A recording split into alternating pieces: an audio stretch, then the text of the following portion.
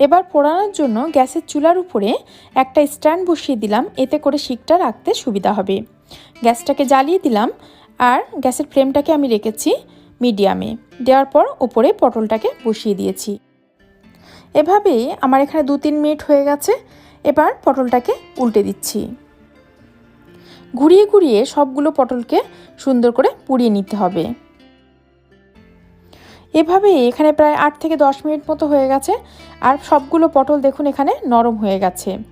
আর মাঝে কিন্তু আমি গ্যাসের ফ্লেমটাকে একদম কমিয়ে দিয়েছিলাম যাতে পুড়ে না যায়। তো এবার আমি শিক থেকে পটলগুলোকে বের করে নিচ্ছি। এরপর সাথে সাথেই একটা টিফিন বাটি এর উপরে চাপা দিয়ে দিচ্ছি।